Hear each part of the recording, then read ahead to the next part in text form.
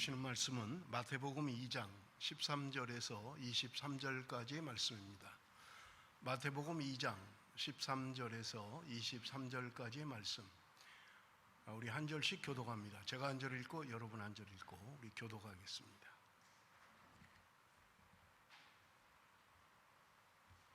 그들이 떠난 후에 주의 사자가 요셉에게 현몽하여 이르되 헤롯이 아기를 찾아 죽이려 하니 일어나 아기와 그의 어머니를 데리고 애굽으로 피하여 내가 내게 이르기까지 거기 있으라 하시니 일어나서 밤에 아기와 그의 어머니를 데리고 애굽으로 떠나가 헤롯이 죽기까지 거기 있었으니 이는 주께서 선지자를 통하여 말씀하신 바 애굽으로부터 내 아들을 불렀다 함을 이루려 하심이라.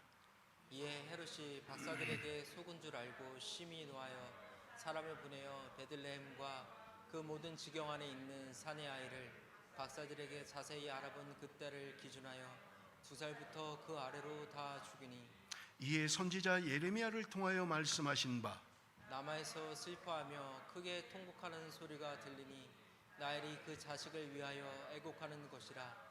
그가 자식이 없으므로 위로받기를 거절하였도다 함이 이루어졌느니라. 헤롯이 죽은 후에 주의 사자가 애굽에서 요셉에게 현명하여 이르되 일어나 아기와 그의 어머니를 데리고 이스라엘 땅으로 가라. 아기의 목숨을 찾던 자들이 죽었느니라 하시니 요셉이 일어나 아기와 그의 어머니를 데리고 이스라엘 땅으로 들어가니라. 그러나 아킬라오가 그의 아버지 헤롯을 이어 유대 임금됨을 듣고 거기로 가기를 무서워하더니 꿈의 지시함을 받아 갈릴리 지방으로 떠나가 나사렛이란 동네에 가서 사니 이는 선지자로 하신 말씀에 나사렛 사람이라 칭하리라 하심을 이루려 함이로라. 아멘. 우리 지난주부터 마태복음을 묵상하고 있습니다. 제가 계산을 해보니까 2월 말까지 6번을 마태복음을 설교하게 될 것입니다. 마태복음 14장까지 설교를 하게 될 것입니다. 지금은 우리가 좀 서론적인 말씀을 여러분에게 드려야 될 것 같아요. 그래서 마태복음 1장 1절이 개역성경으로, 지금 우리가 읽는 것은 개역 개정성경이고요. 개역성경으로 보면 이렇게 기록되어 있어요. 아브라함과 다윗의 자손 예수 그리스도의 세계라, 이렇게 되어 있어요. 그런데 여러분, 우리가 좀 주의할 것들이 있어요. 여러분, 그게 뭐냐면 여기 세계라는 것이 뭐냐라고 하는 거예요. 여러분, 여기 지금 표시가 되어 있습니다만은 예수 그리스도의 세계라고 하는 것은 인간 세자, 한문으로 인간 세자, 지경 개자를 사용하고 있다는 거예요. 인간의 지경이라는 그런 말이죠. 이런 세계. 그래서 이 말을 다른 말로 하면 인류의 역사 또는 온 세상, 세계, 이렇게 여러분이 이해하시면 되고요. 그런데 여러분, 개역개정의 성경에는 이렇게 번역을 하고 있어요. 아브라함과 다윗의 자손 예수 그리스도의 계보라, 이렇게 되어 있어요. 계보라고 되어 있습니다. 그래서 여러분, 그걸 번역을 하면 이런 거예요. 그 세계라는 단어가 이런 세계가 아니라는 거예요. 한문으로 인간 세자는 같아요. 그런데 여기는 지경 개자를 사용하는 거고요. 성경에서 말하는 세계는 핏줄개를 사용하고 있다는 거예요. 핏줄개. 그러니까 이걸 다른 말로 하면 여기 이제 개역 개정에 되어 있습니다만은 계보라고 번역을 하고 있고요. 더 쉽게 이야기하면 족보라고 생각하시면 됩니다. 예수 그리스도의 족보다. 여러분, 그렇게 이해를 하시면 훨씬 더 쉬울 것 같고요. 영어 성경에도 보면 킹 제임스 버전은 제네레이션이라고 번역을 하고 있습니다. 그리고 NIV 성경은 제널로지라고 하는 단어를 사용하고 있어요. 계보, 족보, 이런 말입니다. 예수님이 누군가라고 하는 것을 지금 마태복음 1장 1절에 극명하게 설명을 하고 있어요. 여러분, 성경을 기록하는 사람들이 첫 단어나 문장이 굉장히 중요해요. 왜냐하면 그 성경을 함축적으로 보여주고 있는 거예요. 그러니까 마태복음 1장 1절이 마태복음의 내용을 함축적으로 보여주고 있다. 여러분, 그렇게 이해를 하시면 될 것 같아요. 그래서 예수가 누구냐라고 할 때 아브라함의 자손 그리고 다윗의 자손이다, 이렇게 되어 있어요. 그런데 여러분, 우리 한글 성경은 아브라함이 먼저 나오잖아요. 그죠? 역사적인 순서로 봐도 아브라함이 먼저 나와야 맞죠. 그런데 원어 성경은 거꾸로 돼 있어요. 다윗의 자손, 아브라함의 후손 이렇게 돼 있는 거예요. 그러니까 원어 성경에는 다윗의 자손을 강조하고 있는 거예요. 아브라함의 자손이라는 것보다 다윗의 자손을 더 강조하고 있다라고 하는 거고요. 자, 우리 성경을 이해하기 위해서 마태복음 1장을 우리가 설교하지 않기 때문에 1장 17절을 우리 한번 좀 보겠습니다. 1장 17절. 다 같이 읽습니다. 시작. 아브라함부터 다윗까지 14대요 다윗부터 바벨론으로 사로잡혀 갈 때까지 14대요 바벨론으로 사로잡혀 간 후부터 그리스도까지 14대더라. 그 앞에는 지금 예수 그리스도의 족보를 쭉 설명하는 거예요. 누가 누구 이렇게 설명을 해나가는 거예요. 그런데 왕들의 이름을 이야기하고 있죠. 그런데 여기 성경에 보면 아브라함부터 다윗까지가 14대다. 그리고 다윗부터 바벨론으로 포로로 끌려갈 때까지가 14대다. 바벨론에서 예수 그리스도가 탄생할 때까지 14대다. 이렇게 이야기해요. 맞나요? 이 말씀이 맞아요? 여러분, 맞는지 틀리는지를 모르겠다 하시면 성경을 깊이 연구하시지 않은 거예요. 맞는지 틀리는지는 알아야 되잖아요. 그죠? 성경이 말하는데 맞는지 틀리는지는 알아야 될 거 아니에요. 이건 대수인데 그냥 무슨 영적 의미가 아니라 여기서부터 여기까지 14대야, 여기서부터 여기까지 14대야 하는데 맞는지 틀리는지를 모르면 안 되잖아요. 그죠? 이건 틀립니다. 여러분 성경을 보세요. 역대상하나 여러분 사무엘서, 열왕기서를 보시면 한번 성경을 찾아서 이걸 해보세요. 그러면 14대가 아닌 걸 알 수 있습니다. 어느 때는 훨씬 더 많아요. 14대가 아니에요. 어느 때는 부족해요.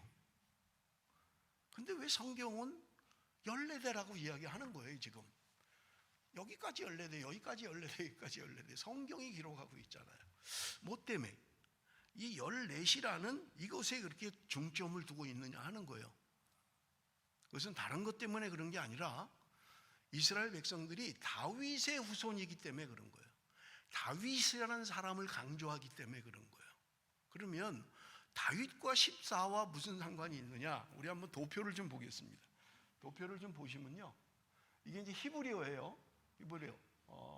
알렙, 벳, 진메, 달렛 이렇게 이제 히브리어 알파벳인데 영어는 알파벳이 몇 개예요? 예? 29? 26개? 맞아요? 내가 잘못 알고 있나? 알파벳이 몇 개? 저는 24개로 알고 있는데 26이에요?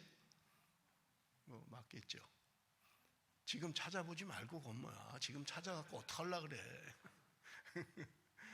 그런데 히브리어는 22개입니다. 알파벳이 22개예요. 근데 특이한 건 뭐냐면 우리 한국말은 기역, 니은, 디귿, 리을, 자음, 모음이 있잖아요. 근데 숫자는 따로잖아요. 우리 1, 2, 3, 4, 5, 6, 7, 8 이거는 기역, 니은, 디귿, 리을과 아무 관계가 없잖아요. 그죠? 근데 히브리어는 알파벳과 숫자가 관계가 있어요. 그게 뭐냐면 제일 첫 번째는 영어의 A에 해당하는 거죠. 알렙이라는 게 숫자로 1이라는 거예요. 1. 두 번째가 벳이라는 히브리어인데 서수로 2라는 거예요.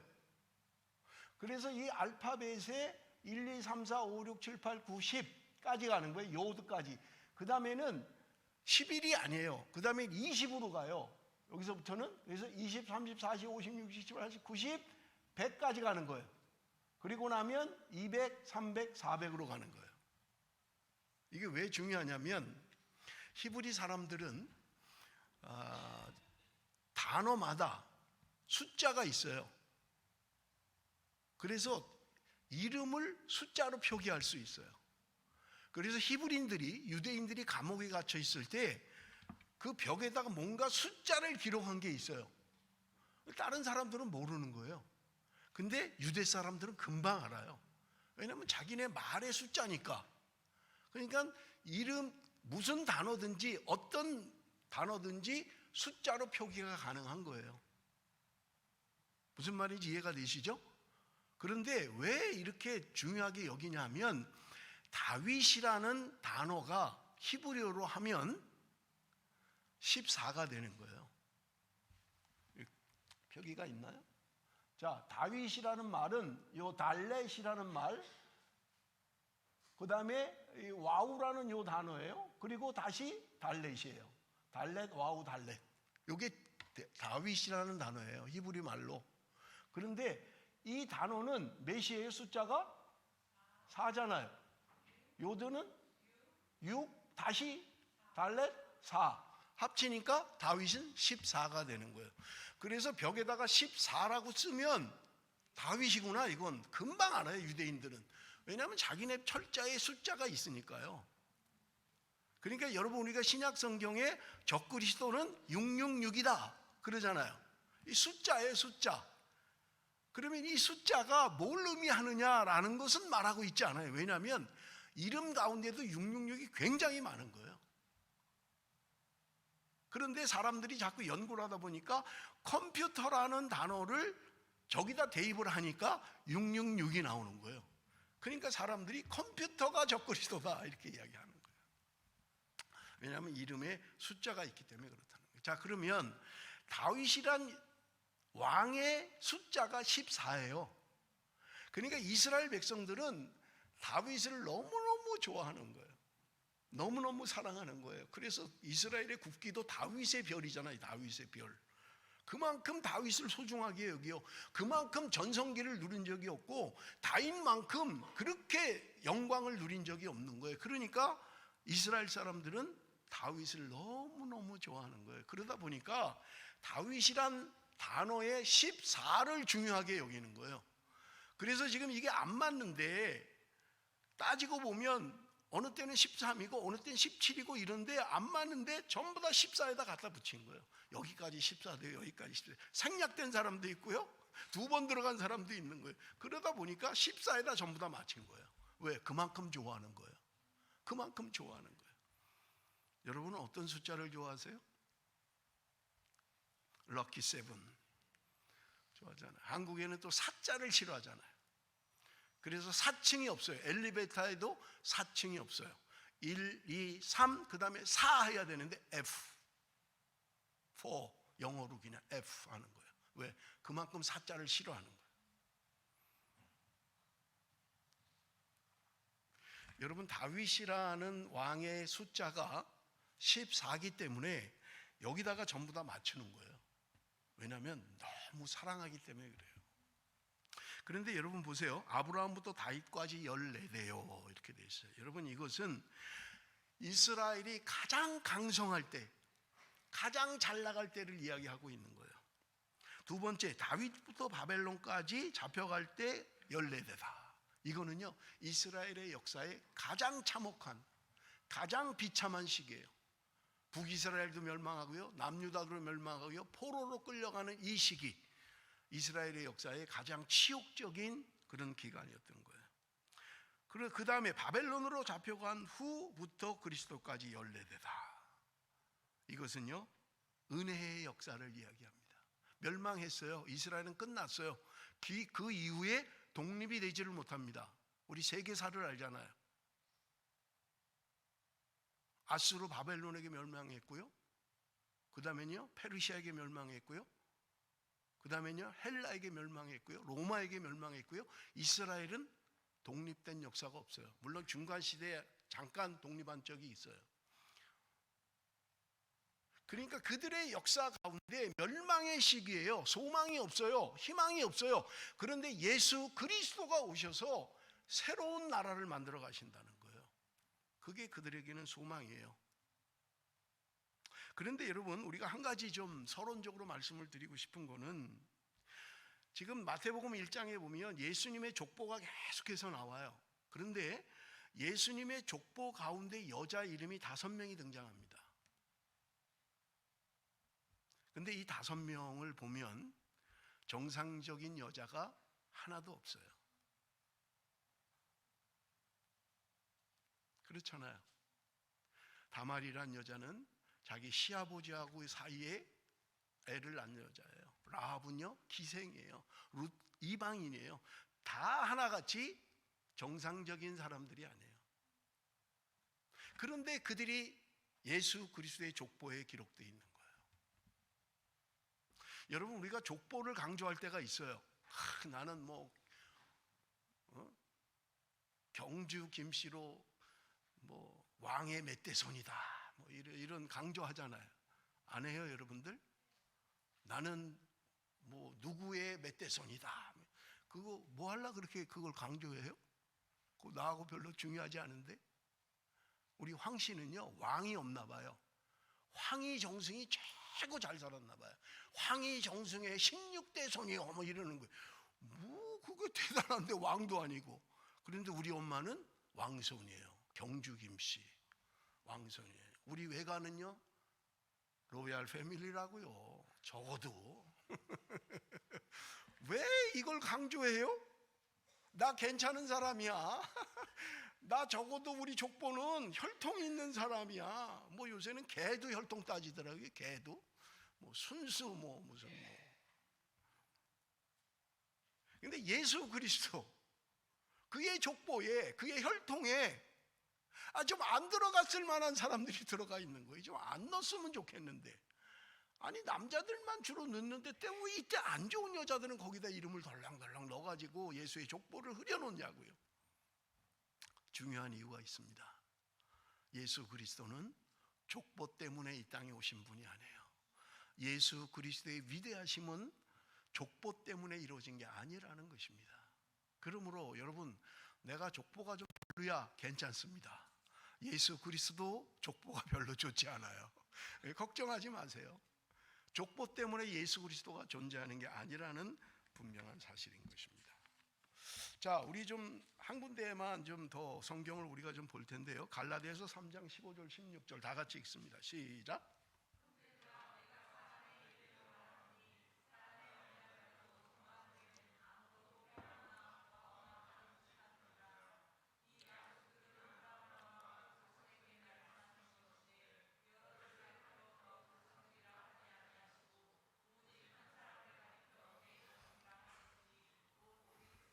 자, 하나님이 아브라함과 약속을 맺었어요. 내 자손이 하늘의 별처럼 많게 해주겠다. 내 자손이 바닷가의 모래알처럼 많게 해주겠다. 하나님의 약속이었어요. 그런데 아브라함 자신은 정작 자식이 많지 않았어요. 물론 그 이후에 야곱의 12아들, 그 12아들로 말미암아 낳은 아들, 그리고 애굽으로 내려가서 출애굽을 할 때 적어도 300만의 민족이 된 거예요. 많잖아요. 그러면 여러분, 성경이 말하는 이 아브라함의 자손이라는 말이 아브라함의 혈통을 이어받은 육적인 이스라엘을 이야기하느냐 하는 거예요. 그런데 지금 신약성경 갈라디아서에는 그렇게 말하고 있지 않는 거예요. 그래서 여러분 읽었잖아요. 지금 여럿을 가리켜 그 자손들이라 하지 아니하고 오직 하나를 가리켜 내 자손이라 하셨으니 곧 그리스도다. 지금 아브라함에게 내 자손이 하늘의 별처럼 많을 거야 라고 하는 그 자손은 한 명이라는 거예요. 여러 명 말하고 있는 게 아니라는 거예요. 그래서 실제로 복수를 사용하지 않고 단수를 사용하고 있는 거예요. 그럼 보세요. 지금 하나님이 아브라함에게 약속하신 내 자손이 하늘의 별처럼 많을 거야 라는 말은 아브라함의 혈통을 이어받은 수많은 사람을 이야기하는 게 아니라 한 사람인 예수 그리스도를 이야기하고 있고, 예수 그리스도를 믿은 사람이 아브라함의 후손이라는 거예요. 여러분, 이건 갈라디아서 3장 7절에 분명하게 이야기해요. 믿음으로 말미암아 우리가 아브라함의 후손이 되었다는 거예요. 그러면 내가 아브라함하고 아무 관계 없잖아요. 여러분, 아브라함하고 관계 있어요? 혹시 아브라함의 피를 이어받은 사람이 혹시 있나요? 아무 관계 없어요. 저는 아브라함 보지도 못했고요. 그런데 성경이 말하는 게 뭐냐? 예수 그리스도를 믿으면 그 믿음으로 말미암아 너희가 아브라함의 후손이 된다고 성경은 우리에게 분명하게 말씀하고 있는 거예요. 그 예수 그리스도로 말미암아 믿음의 후손이 많아질 거다 하는 것을 하나님이 아브라함에게 약속하셨다는 말입니다. 그래서 우리가 아브라함의 후손이 된 거예요. 아무 관계 없는데, 전혀 나하고는 관계가 없는데, 아브라함과 내가 믿음으로, 내가 예수 그리스도를 믿을 때 그 믿음으로 말미암아 저와 여러분이 아브라함의 후손이 되었고, 갈라디아서가 이야기하는 것은 아브라함이 받은 그 복을 우리들에게도 주시겠다는 거예요. 아멘 하셔야 되는데 아멘을 안 하시네. 오늘 우리가 그런 존재라는 거예요. 전혀 관계없지만 믿음으로 아브라함의 후손이 되었고, 그 믿음으로 말미암아 우리가 하나님의 자녀가 되었고 하나님의 백성이 되었고 오늘 그리스도인이 되었다고 성경은 분명하게 말씀하고 있는 것을 우리가 볼 수 있습니다.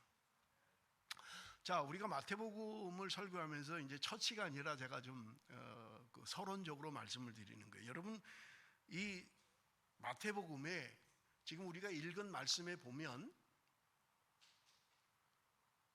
3번이나 강조해서 선지자가 말씀하신 대로 이루어졌다라는 것을 강조하고 있어요. 11절밖에 안 되는 말씀 가운데 3번을 이야기하고 있는 거예요. 이건 선지자가 말한 대로 이루어진 것이다. 이건 선지자가 말한 대로 이루어진 것이다. 3번을 지금 이야기하고 있는 거예요. 그런데 이 말씀의 뜻이 뭐냐면 하나님의 섭리라는 거예요. 하나님의 섭리. 여러분, 이 섭리라는 말을 우리가 많이 사용해요. 교회에서는 하나님의 뜻대로 하나님의 섭리 그렇게 많이 사용하고 있는데, 여러분, 섭리라는 말이 뭐냐면 프로비던스라는 말이에요. 프로비던스. 라틴어에서 온 말인데, 프로비던스라는 말은 뭐냐면 프로라는 말과 바이덴스라는 단어가 합성된 거예요. 근데 프로라는 말은 앞에 미리라는 말이고요. 그 다음에 바이덴스라는 말은 보다라는 말인데, 라틴어로는 비데레라는 말이에요. 비데레.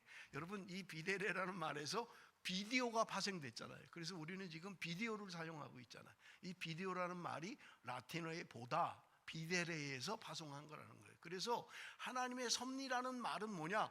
프로라는 말과 바이덴스라는 말이 합쳐져서 프로비덴스라는 말이 됐다는 거예요. 이 말이 뭐예요? 미리 본다는 거예요.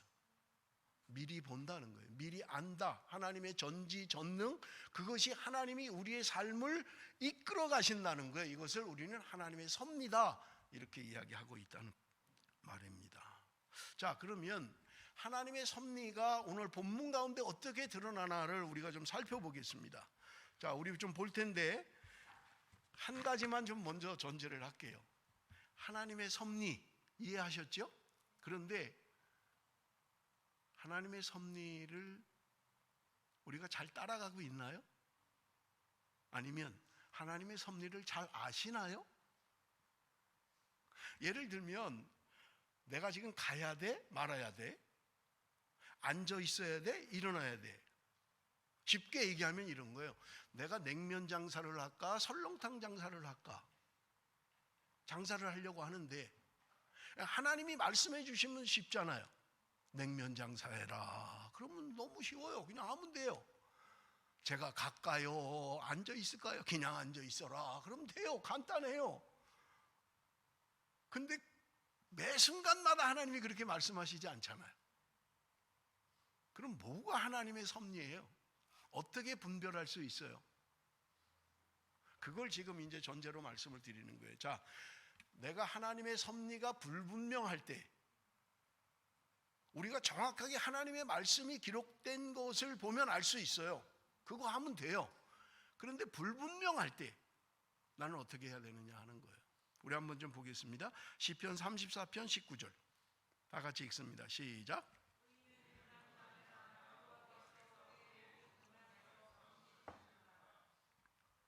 의인은 고난이 많다는 거예요.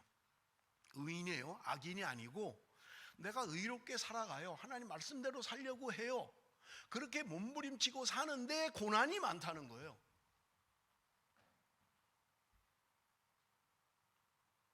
여러분, 그러면 우리는 하나님의 섭리를 잘 이해 못하지요. 아니, 내가 그렇게 말씀대로 살라고 몸부림치는데 하나님 아시잖아요. 근데 왜 안 풀려주는 거예요? 왜 안 되는 거예요? 라고 할 수 있어요. 그런데 말씀해 보니까 의인은 고난이 많으나, 하나님의 말씀대로 살려고 하면 고난이 많다는 거예요. 그런데 고난만 있는 게 아니라 그 다음 말씀이 뭐예요? 그의 모든 고난에서 건지시는도다. 여러분, 내가 하나님의 말씀대로 살려는 의인이라면 여러분, 나에게 고난은 많이 생길 거예요. 그때 이 말씀을 붙들라는 거예요. 아, 의인의 삶은 고난이 많구나. 그러나 내가 믿습니다. 하나님이 나를 건져주실 줄로 믿습니다. 이게 하나님의 섭리라는 거예요. 왜? 하나님의 섭리는 말씀을 통해서 이루어지기 때문에 그래요. 그걸 지금 오늘 본문을 통해서 말하려고 하는 거예요. 두 번째 우리 한번 봅니다. 로마서 8장 28절 다 같이 읽습니다. 시작.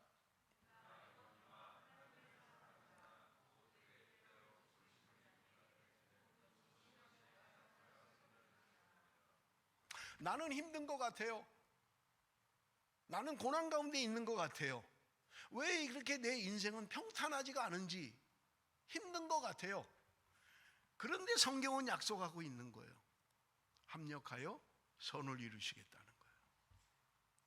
나는 지금 힘든 것 같은데, 나는 어려움을 당하는 것 같은데 하나님은 선을 이루시겠다고 말씀하시는 거예요.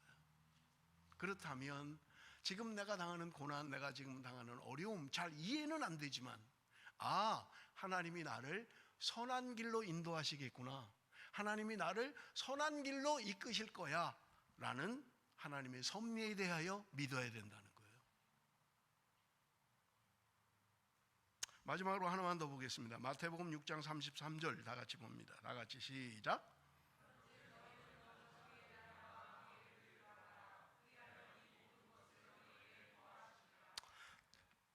하나님의 말씀이에요. 너희는 먼저 그의 나라와 그의 의를 구하라는 거예요. 내가 살아가는 동안 어떤 선택을 해야 될 때, 어떤 고민을 해야 될 때 너희는 먼저 그의 나라와 의를 구하라고 말씀하고 있는 거예요. 그 약속이 뭐예요? 그리하면 이 모든 것을 너희에게 더하시리라. 이 모든 것을 달라고만 구하시지 말고 내가 먼저 그의 나라와 그의 의를 구하라는 거예요. 나 편한 것, 나 좋은 것, 나 즐기고 싶은 것, 내 꿈, 내 비전이 먼저가 아니라 하나님의 나라가 무엇인지, 하나님의 뜻이 무엇인지를 찾아가는 것, 그것이 말씀이 우리를 인도하는 방법이라는 거예요. 그래서 여러분, 뭔가 선택을 해야 될 때, 고민스러울 때, 내가 무엇을 해야 할 때 내가 하나님의 나라와 하나님의 의를 먼저 구하겠습니다 라고 하셔야 된다는 거예요. 내가 살아가면서 공부를 하든 직장 생활을 하든 사업을 하든 내가 그의 나라와 그의 의를 구하겠습니다.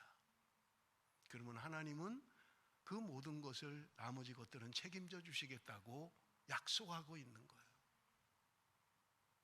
낙심하지 마십시오. 성경은 우리에게 이야기합니다. 선을 행하다가 낙심하지 말라는 거예요. 우리는 뭐 좀 하다가 안 되면 낙심하잖아요. 내가 왜 하나님 방법대로 살아보려는데, 내가 하나님 뜻대로 살려는데 왜 안 되는 거야? 왜 하나님 안 열어주시는 거야? 낙심하지 말라는 거예요. 선을 행하다가 낙심하지 말라는 거예요. 내가 주의 뜻대로 살다가, 주의 말씀 따라 살다가, 주의 섭리를 따라 살다가 낙심하지 말라는 거예요. 하나님이 언젠가 나를 건지실 것이고, 하나님이 언젠가 형통케 해주실 것이고, 언젠가 하나님은 나에게 선으로 인도해 주실 것이라는 분명한 확신을 가지고 낙심하지 말라고 저와 여러분에게 말씀하고 있는 것입니다. 자, 하나님의 섭리, 본문을 통해서 우리가 좀 살펴볼 텐데, 자, 우리 한번 봅니다. 마태복음 2장 15절 말씀 우리 한번 봅니다. 다 같이 시작.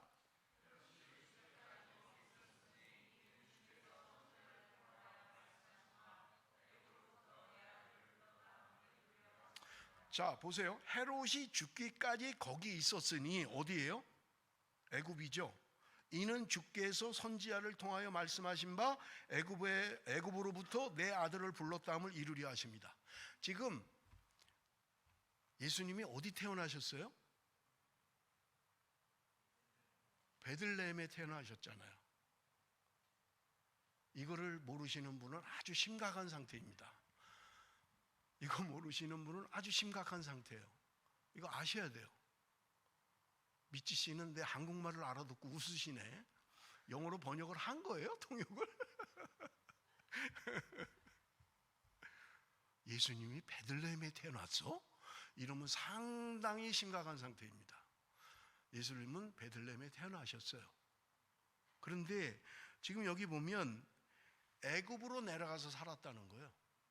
근데 이것을 성경이 뭐라고 그러냐면 주께서 선지자를 통하여 말씀하신 바, 선지자를 통하여 말씀하신 거라는 거예요. 예수님이 애굽에 가서 살게 될 것을 미리 얘기하셨다는 거예요. 자, 그러면 어디 있냐면 그 말씀이 호세아서 11장 1절입니다. 호세아서 11장 1절. 이스라엘이 어렸을 때 내가 사랑하여 내 아들을 애굽에서 불러냈거늘. 거기 마지막 말씀이 그거잖아요. 애굽으로부터 내 아들을 불렀다함을 이루려 하심이라. 이렇게 돼 있잖아요. 그래서 호세아 11장 1절에 이미 예언된 말씀이 지금 이루어진 거라는 거예요. 여러분, 애굽에서 이스라엘 백성들이 모세를 통해서 구원함을 받잖아요. 그리고 그들이 홍해를 건너고 약속의 땅으로 가잖아요. 우리 지금 지난주까지 민수기에 있잖아요. 지금 애굽에서 시내산까지, 홍해를 건너서 시내산까지 가는데 3개월 걸렸다는 거예요. 그런데 홍해를 건넌 사건을 바울은 고린도전서 10장에 뭐라고 이야기하면 이스라엘 백성들이 바다 가운데서 세례를 받았다, 이렇게 이야기하는 거예요. 영적으로 보니까 이스라엘 백성들이 애굽을 떠나서 약속의 땅에 가는 도중에 홍해를 건넌 것은 세례를 받은 거라는 거예요. 이게 바울의 영적 해석이에요. 그러니까 이스라엘 백성들이 애굽에서 불러냈다, 하나님이 그들을 불러냈다, 이렇게 이야기하는 거예요. 그런데 예수님도 동일하게 애굽에 가서 사시다가 하나님이 불러내신 이 일을 이루려 하심이라는 거예요. 이스라엘 백성들을 애굽에서 이끌어낸 것은 모세예요. 그런데 예수 그리스도는 오늘 그의 피로 말미암아, 그의 죽음으로 말미암아, 그의 이름으로 말미암아 오늘 예수 그리스도를 믿는 백성들을 구원하시겠다는 거예요. 이것이 성경이 말하고 있는 거예요. 그래서 호세아서 11장 1절의 말씀을 인용하고 있다고 이야기하고 있는 것을 볼 수 있습니다. 자, 마태복음 2장 16절에서 18절, 우리 읽었던 그 다음 말씀이죠. 다 같이 읽습니다. 시작.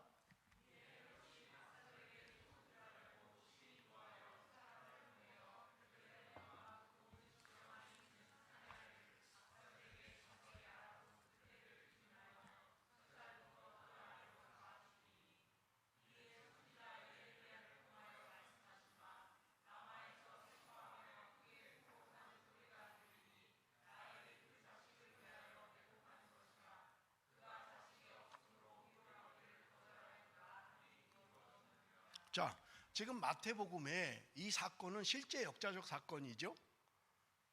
동방의 박사들이 하늘의 별의 징조를 보고 그걸 따라온 거예요. 그러면서 그들이 하는 말이 유대인의 왕이 어디 태어났냐? 우리가 좀 경배하고 싶다라는 소리를 헤롯도 들은 거예요. 여러분, 헤롯의 입장에서는 황당하잖아요. 자기가 왕인데 지금 유대인의 왕이 태어났다니. 아니, 내 아들이 왕이 돼야지. 아니, 유대인의 왕이 다시 어디서 태어났어? 이건 반동이잖아요. 그러니까 헤롯이 너희들이 그 별을 찾으면 나한테 얘기해 줘라. 그럼 나도 가서 경배하겠노라 라고 했지만 이것은 거짓말이었죠. 동방의 박사들이 예수님의 탄생을 보고 만나서 그를 경배한 거예요. 황금과 유황과 몰약을 드리고 예수 그리스도를 경배한 거예요. 그런데 그들이 지시하심을 받고 헤롯에게 가서 말하지 않고 그냥 가버린 거예요. 그러니까 헤롯이 나중에 그것을 안 거예요. 도망가 버린 걸 안 거예요. 그러니까 헤롯이 그 예수님의 탄생 베들레헴이라고 하는 조그만 지방 도시 안에 있는 그 인근에 2살 미만의 남자아이는 다 죽이라고 한 거예요. 그러니까 베들레헴 인근에 수많은 아이들이 죽은 거예요. 2살 이하의 아이들은 다 죽인 거예요. 그러니까 집집마다 곡소리가 나는 거예요. 집집마다 자식을 잃고 애달파하는 거예요. 고통이 있는 거예요. 그런데 지금 그 이야기를 하고 있는데요, 이게 예레미야 31장 15절의 말씀이라는 거예요. 여호와께서 이와 같이 말씀하시니라. 라마에서 슬퍼하며 통곡하는 소리가 들리니 라헬이 그 자식 때문에 애고가는 것이라. 그가 자식이 없어져서 위로받기를 거절하는도다. 예레미야의 말씀을 인용했다는 거예요. 여러분, 예레미야 때는 멸망 직전입니다. 바벨론 포로의 직전이에요. 이미 북이스라엘은 멸망을 했고요, 남아있는 남유다마저도 멸망 직전이에요. 바벨론 포로로 끌려가는 그동안 전쟁이 일어나서 수많은 사람이 죽습니다. 자식이 죽습니다. 남편이 잡혀갑니다. 포로로 다 끌려가는 거예요. 그러니까 이스라엘 안에 고통이 있는 거예요. 자식을 잃고. 여러분, 여기 라헬이 라마에서 슬퍼하는 통곡, 라헬이 그 자식 때문에 애고하는 것. 여러분, 라헬이라고 하는 것은 이스라엘의 민족의 어머니죠. 라헬이 고통을 당했던 것처럼 바벨론 포로로 끌려가면서 전쟁으로 수많은 사람이 죽고 포로로 끌려가는 이 상황에 통곡을 했던 것처럼 지금 예수 그리스도 그의 탄생으로 말미암아 베들레헴의 2살 미만의 아이는 다 죽여버린 거예요. 그래서 그것이 이루어진 것이다, 그렇게 성경이 말씀하고 있는 것을 우리는 볼 수 있는 것입니다. 자, 우리 한번 성경을 더 봅니다. 마태복음 2장 22절 23절 다 같이 읽습니다. 시작.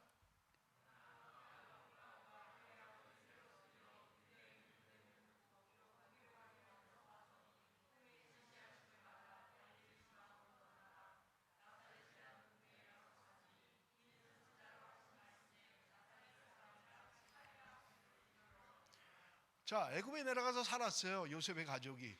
그런데 지금 헤롯이 죽었다는 소식을 듣고 자기 고향으로 돌아가려고 하는 거예요. 내가 이제 다시 내 고향으로 돌아가서 살아야 되겠다라고 하는데 들려오는 소리가 헤롯의 아들 아켈라오가 집권했다는 소리를 들은 거예요. 이 아켈라오가요, 보통 악랄한 사람이 아닌 거예요. 그러니까 요셉이 지금 겁을 내는 거예요. 내가 지금 돌아갔다가는 어떤 일을 당할지 모르겠다는 거예요. 그러니까 나사렛으로 가라.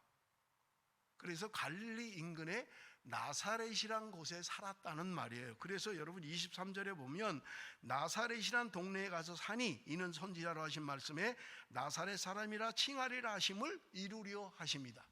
하나님의 말씀이 이루어졌다는 거예요. 나사렛 사람이야 라는 말이 이루어졌다는 거예요.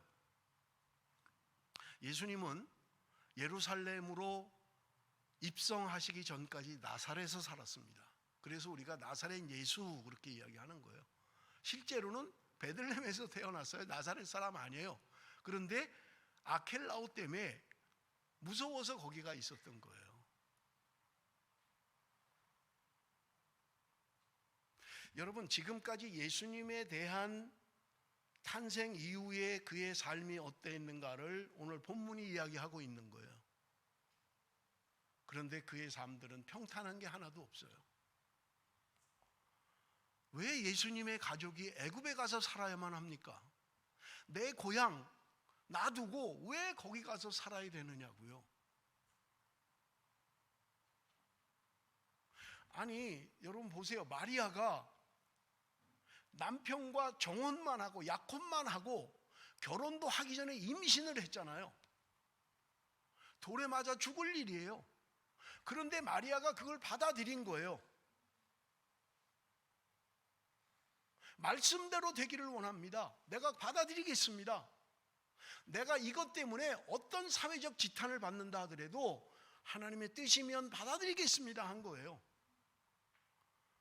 여러분, 그렇다면 그 이후에 예수 그리스도가 탄생하고 나서 그의 삶은 정말 세상 사람들이 부러워하는 승승장구를 이루어야 되잖아요. 아니, 그렇게 나를 희생하고 정말 돌에 맞을 상황이었는데, 물론 사실은 아니지만 어떻게 증명할 거예요 그걸? 아니야, 나 성령으로 잉태한 거야. 누가 받아들이냐고요. 그걸 안 받아들이죠.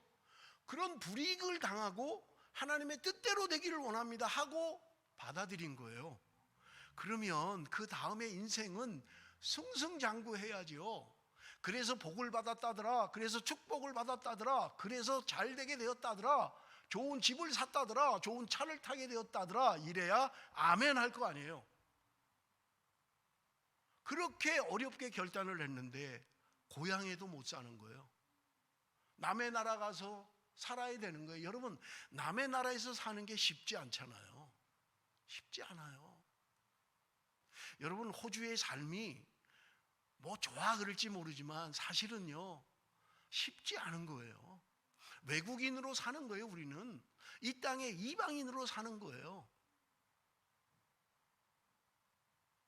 우리가 살아가면서 그런 거 많잖아요. 저는요 수없이 있어요. 내가 말로만 좀 통할 수 있으면 내가 이렇게 안 당하고 있는데 아이, 말을 하려니까 이게 뭔 말을 해야 되는지 잘 모르는 거예요. 답답한 거예요. 예수 그리스도를 믿고 나서 뭔가 좀 나아져야 되는데 외국에 숨어 살아야만 하는 거예요. 돌아와서도 고향으로 가지를 못하는 거예요. 여러분, 나사렛이라는 곳은요 강남 8학군이 아니에요. 나사렛이란 동네는요 할렘가와 비슷해요. 할렘가. 베들레헴의 인구 가운데 20만 정도 살고 있는데 그중에 8만만 유대인이고 12만이 외국인이에요. 그러니까 유대인이 강조되는 곳이 아니에요. 이 마운트 에블리에 호주 사람이 80%고 외국 사람이 20% 그러면요 여러분 80% 호주 사람들이 주도하잖아요. 그런데 나사렛이란 동네는 유대인들의 주도하는 도시가 아니에요. 그러다 보니까 문제가 있는 사람, 범죄자 이런 사람들이 몰려들어서 이런 도시가 나사렛이란 동네예요.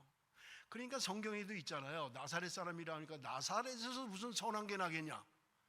아니, 나사렛에서 무슨 선한 게 나? 이렇게 성경에도 기록할 정도로 나사렛은 그렇게 좋은 동네가 아니에요. 예수님이 예루살렘으로 입성할 때까지 나사렛에 사셨어요. 그래서 나사렛 예수 우리가 그렇게 부르는 거예요. 성경이 이게 성경이 응한 거라고 말씀하고 있는 거예요. 그렇다면 여러분 적어도 내가 모든 것을 기득권을 포기했잖아요. 예수 믿는 것 때문에 내가 그리스도인이 된 것 때문에 내가 세상의 모든 기득권을 내려놨어요. 내가 할 수 있는 모든 것을 내려놨어요. 그러면 그 이후의 삶은 간증이 돼야 되고 누구에게나 축복이 돼야 되고 그래야 되잖아요. 그런데 그들의 삶은 그렇게 행복한 삶인 것 같지 않더란 말입니다. 그런데 성경이 말하는 건 뭐예요? 환경에 따라 이루어진 게 아니라는 거예요. 지금 환경이 지금 막 어려움을 당할 것 같으니까 천사가 야, 너 좀 애국으로 피해 그런 게 한 게 아니라는 거예요. 이미 하나님의 말씀이 기록되어져 있고 하나님의 말씀대로 예수님께서 그의 가족과 함께 애굽에 가서 살았고 그리고 나사렛에서 살았고 이런 일련의 행동들이 모두 다 성경을 이루기 위함이다. 말씀을 이루기 위함이라고 성경은 이야기하고 있다는 말입니다. 자, 마지막 나사렛 사람이라고 할 거다라는 것이 어디에 나오냐는 거예요. 구약에. 자, 우리 한번 봅니다. 이사야 11장 1절 다 같이 읽습니다. 시작.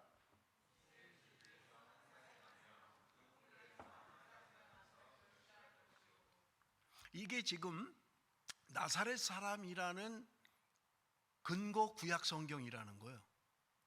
선지자의 말씀처럼 이루어진 것이다. 그럼 누군가 선지자가 얘기했을 거 아니에요. 그런데 그 근거를 이사야 11장 1절로 하는 거예요. 근데 11장 1절에는 나사렛이란 말은 나오지도 않아요. 더군다나 구약 성경에는 나사렛이란 단어가 없어요. 근데 어떻게 이 성경이 이 말씀에 대한 근거라고 이야기하느냐 하는 거예요. 자, 우리 봅니다.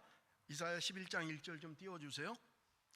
이새의 줄기에서 한 싹이 나며, 이새는 다윗의 아버지를 말하는 거죠. 예수님의 혈통을 말하는 거예요. 이새의 줄기에서 한 싹이 났다는 거예요.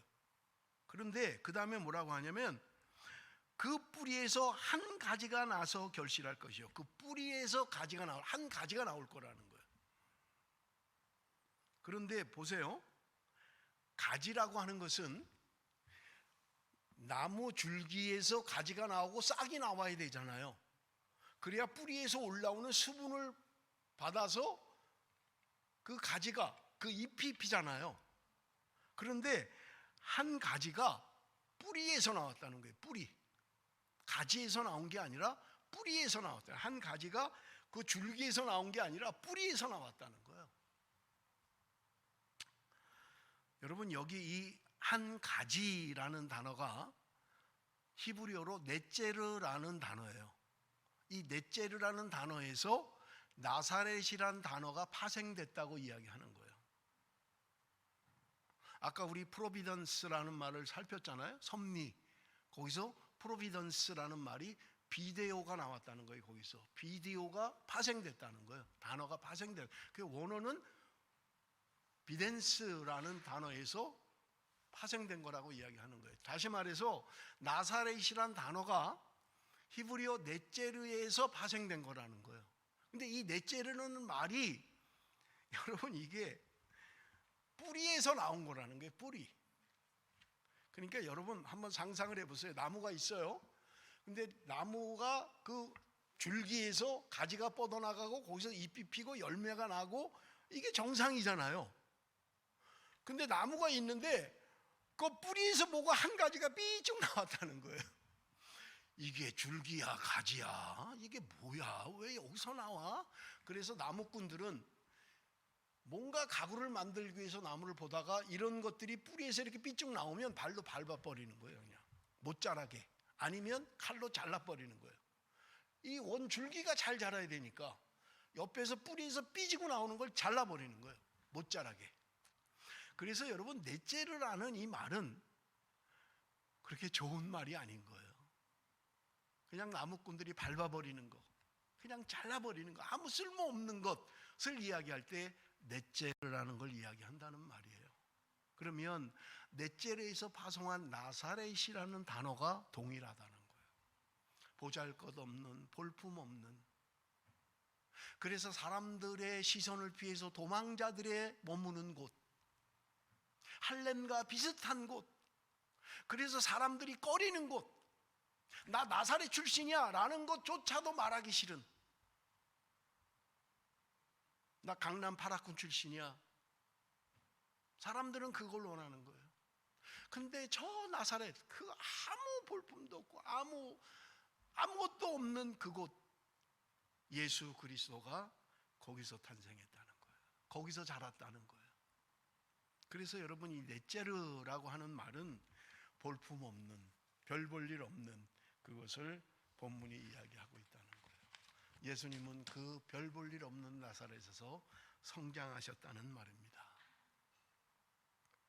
우리 성경을 한 군데만 좀 보겠습니다. 고린도후서 4장 16절에서 18절. 고린도후서 4장 16절에서 18절 다 같이 읽습니다. 시작.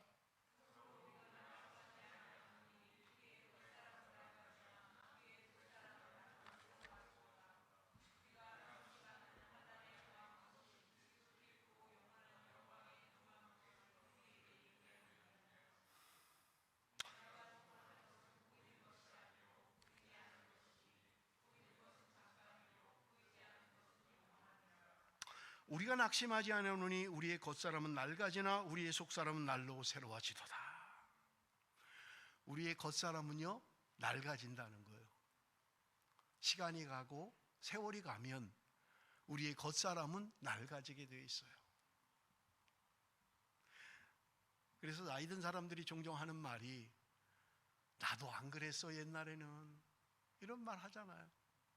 내가 청년 때는, 내가 10년만 젊었으면 할 수 있을 것 같은데, 뭐 이런 말들 하잖아요. 우리의 인생이라고 하는 것은 세월을 비껴갈 수가 없는 거예요. 나이 드신 분들한테 물어보세요. 동일해요. 나도 옛날에는 힘께나 썼지. 아이, 나도 옛날에는 참 민첩했지. 뭐. 근데 자꾸 잊어버리는 거예요. 지난주에 누가 그래요? 이름도 자꾸 생각이 안 난다는 거예요. 이름도.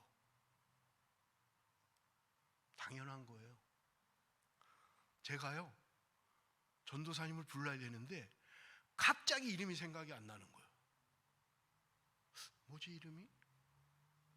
그러니까 부를 때 뭐 김전도사님, 이전도사님 이렇게 부르는 거예요. 목전도사님 이름을 잘 안 부르잖아요. 그러다 보니까 이 뭐야?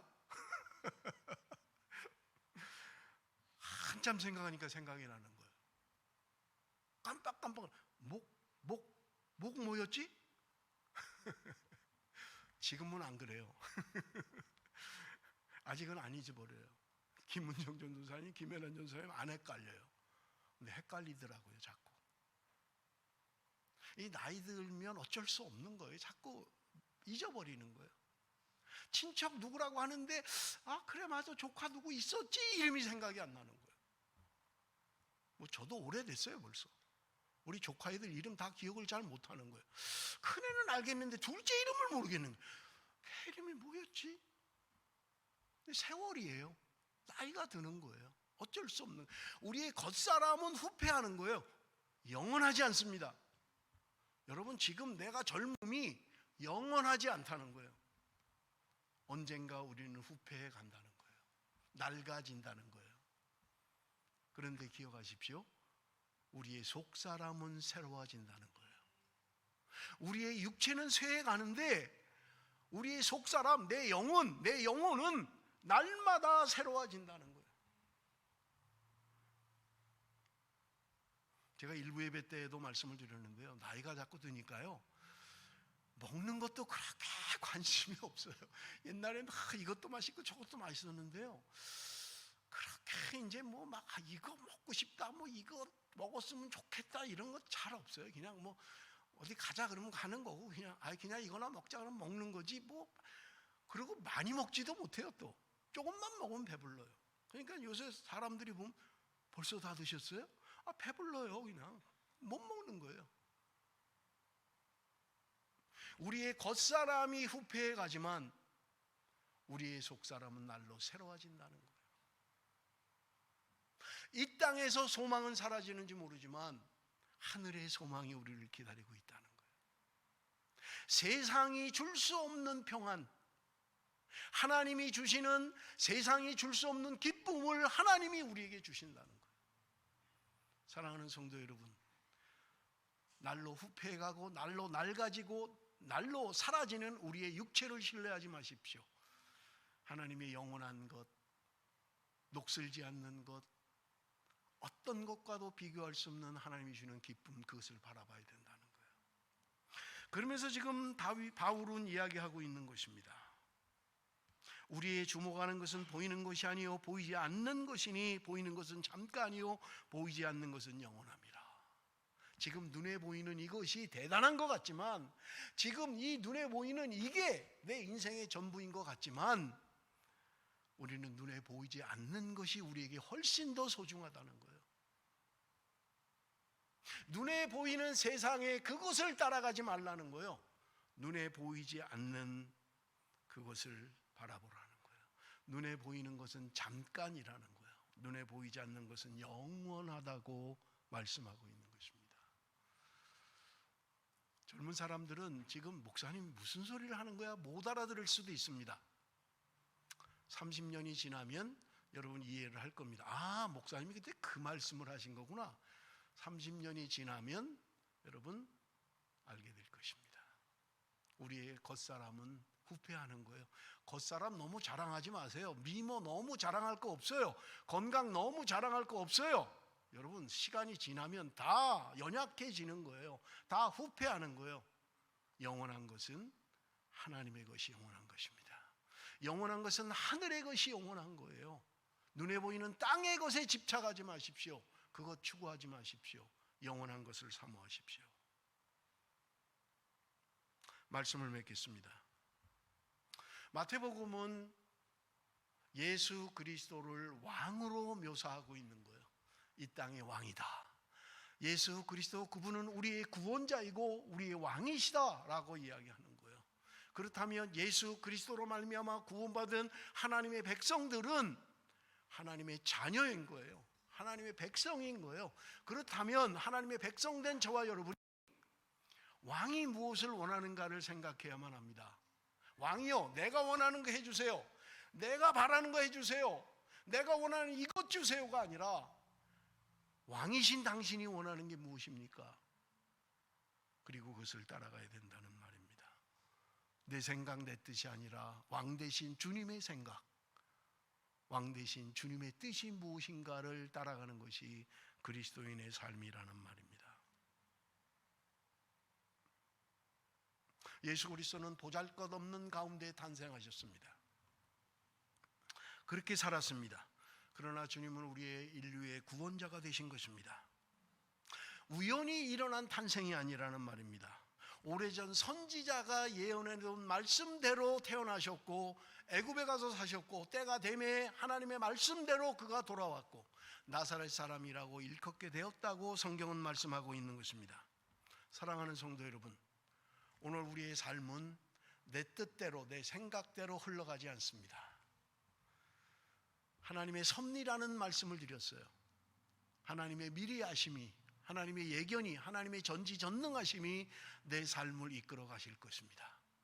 그 주님의 삶을 따라가는 것이, 주님의 섭리를 따라가는 것이 우리에겐 행복이고 여러분 그것이 주님의 뜻이라는 말입니다. 사랑하는 성도 여러분, 세상을 향하는 우리의 눈이, 세상을 향하는 나의 마음이 이제는 그리스도에게로 향하는 나의 왕 대신 예수 그리스도, 나를 구원하신 구원자 예수 그리스도 그분을 향하여 가는 하나님의 백성으로 사는 저와 여러분이 되시기를 바랍니다. 기도하겠습니다. 살아계신 아버지 하나님, 내 뜻대로 사는 줄 알았습니다. 내 꿈이 중요하다고 생각했습니다.